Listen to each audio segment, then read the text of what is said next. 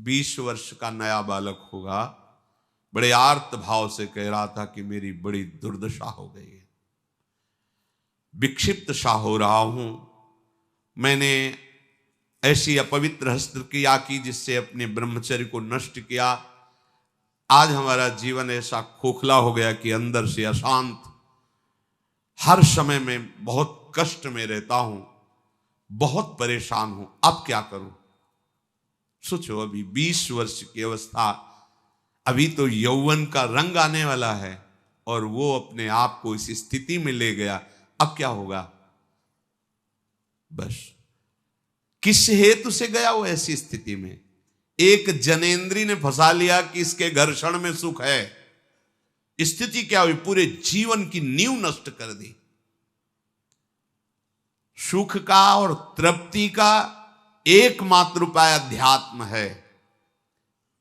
देखो, पूर्व इतिहास में शास्त्रों में पाया गया, चाहे राजा का राजकुमार हो या किसी गरीब का लड़का हो, दोनों गुरुकुल में एक समान रहते थे। गुरुकुल में 20 वर्ष 25 वर्ष तक शास्त्र शिक्षा, ब्रह्मचर्य, संयम, नियम, फिर अपने अपने अधिकारानुसार गृहस्थ धर्म या विरक्त धर्म का अनुसरण।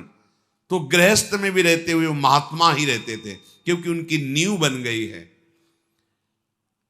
आज हम सुख की लालसा से अपने को ऐसा नष्ट किए दे रहे, पर सुख अध्यात्म में है, इस दुखद संसार के मार्ग में नहीं। तृप्ति का बोध अध्यात्म में मिलेगा, भोगों में नहीं। खुल के समझ लीजिए। नए नए बच्चे हैं, सर्च करते हैं तो उनको ऐसे सूत्र हमें दिखाए। जब ब्रह्मचर्य के विषय में चर्चा हुई थी तब वो साइड में ये लोग पढ़े लिखे दिखाए कि देखो ये क्या बोल रहे हैं।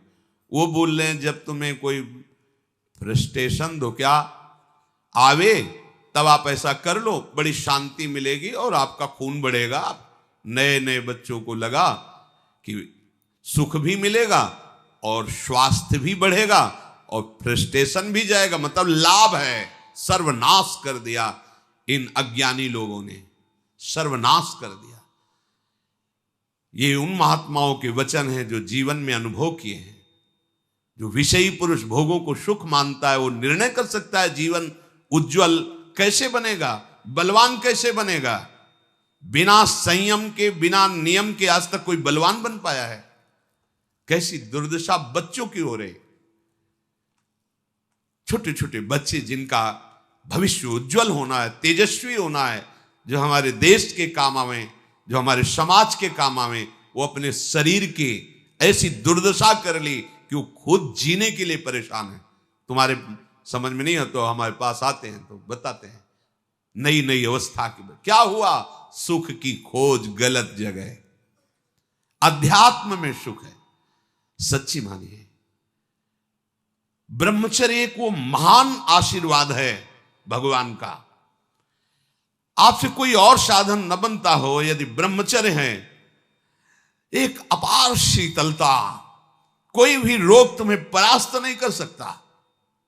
सच्ची एक नवीन उत्साह, बुखार है, किडनी फेल है, दर्द है, एक नवीन उत्साह, एक नवीन बल तुम्हें कहीं झुकने नहीं देगा। सोचो, जिसके निकलने में तुम सुखानुभव करते हो उसको रोकने में कितना महान सुख होगा। पर ये बातें ना तो स्कूलों में बैठ के समझाई जाती हैं, क्योंकि यह अध्यात्म मार्ग की नींव है। और आजकल सुविधाएं ऐसी बन गई, संसार के सुख का दर्शन, संसार के सुख का ही आकर्षण। तो छोटे छोटे बच्चे सब, अब ये आगे चलकर क्या इनकी जीवनी होगी। जिसके जीवन में संयम नहीं है, व्यभिचार प्रवृत्ति आ गई है, चाहे स्त्री हो या पुरुष हो, स्वप्न में भी सुख प्राप्त कर सके असंभव। शुभगति व्यभिचारी, व्यभिचारी की कभी शुभगति सवाल नहीं उठता। अरे बाहर मरने के बाद जो होगा उसकी बात जाने दो, जीते जी तुम जीने लायक नहीं रहोगे। यदि ब्रह्मचर्य के साथ खिलवाड़ करोगे तो जीने लायक नहीं रहोगे। देख लो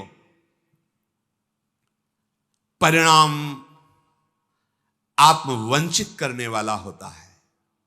मान जाओ, मान जाओ, ये खिलवाड़ बंद करो। गृहस्थ धर्म में शास्त्र आदेश है संतानोत्पत्ति के लिए। बार बार हम प्रार्थना करते हैं, यदि आप कुछ वर्ष ब्रह्मचर्य रहकर नाम जप करें, फिर संतानोत्पत्ति की सेवा भगवान की सृष्टि वर्धक, तो आप देखेंगे आपका पुत्र तेजस्वी, बलवान, बुद्धिमान, धर्म का पालन करने वाला।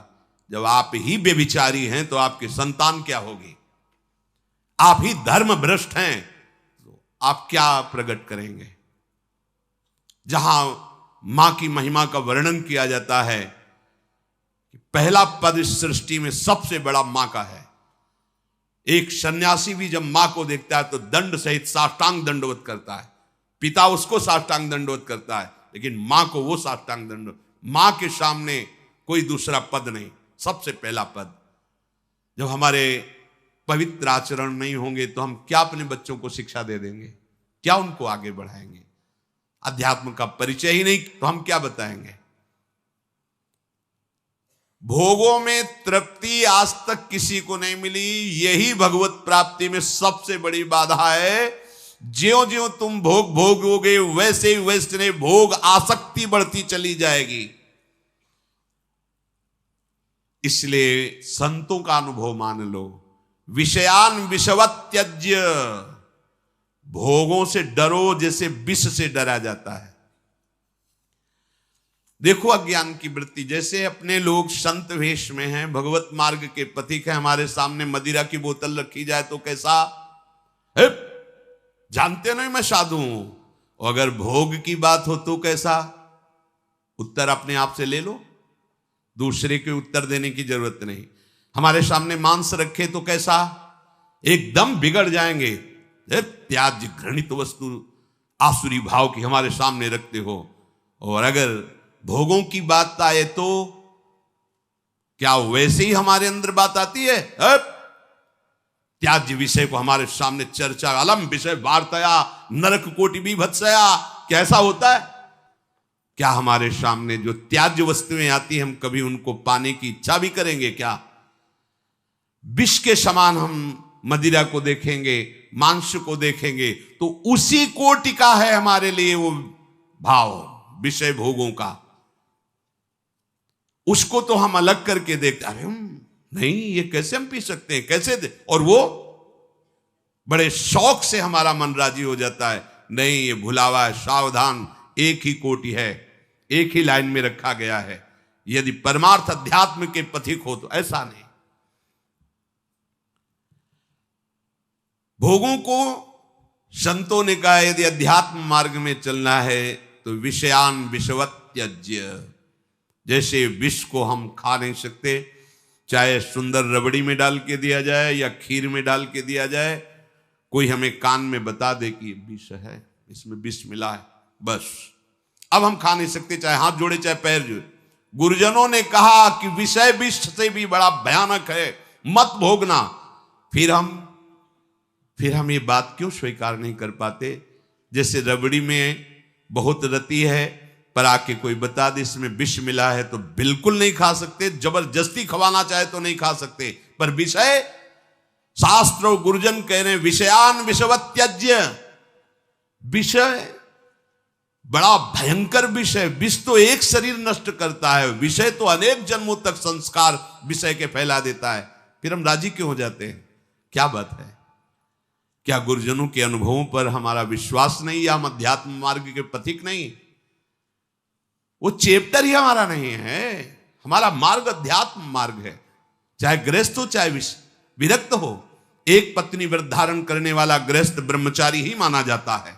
जो केवल संतानोत्पत्ति के लिए गृहस्थ क्रिया करता है उसे ब्रह्मचारी ही माना जाता है। नाम जप करते हुए अतिथि सेवा, परिवार का पोषण, वो साधु ही माना जाता है।